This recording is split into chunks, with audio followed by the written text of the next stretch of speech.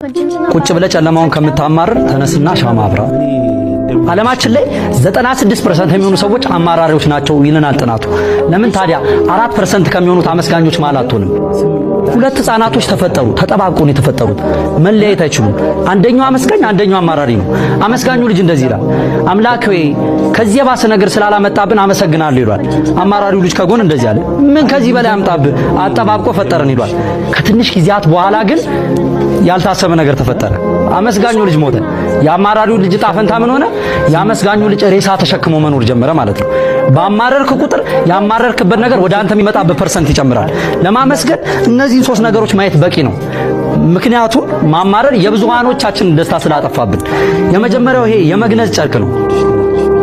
አንተ ኖረህ ያልሰራህበትን ሰዎች ግን ቢኖሩ መስራት እየቻሉ ግን የዛሬዋን የፀሐይ ብርሃን ያላዩ ብዙ ሰዎች አሉ። ስለዚህ ማን ያዟል? ያንተን ህይወት ለኔ በስንት ትሸጥልኛለህ? የማይሸጥ ከሆነ ነፃ በተሰጠ ነገር ላይ አመስግን። ሁለተኛው ነፃነት ነው። ነፃነት እግርና እጄ ታስሯል አይደል?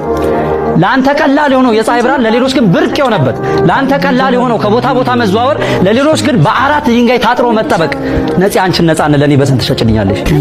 የማይሸጥ ከሆነ በነፃ በተሰጣችሁ ነገር ላይ አመስግኑ። ሶስተኛ እንግዲህ ላውልቀው፣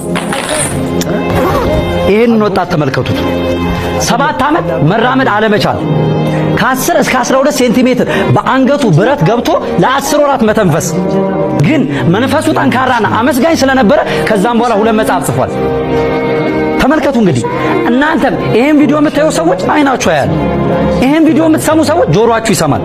ይሄንን ቪዲዮ የከፈቱ እጆቻችሁ ይሰራል። ታዲያ ለዚህስ ነገር መቼውን የምናመሰግነው?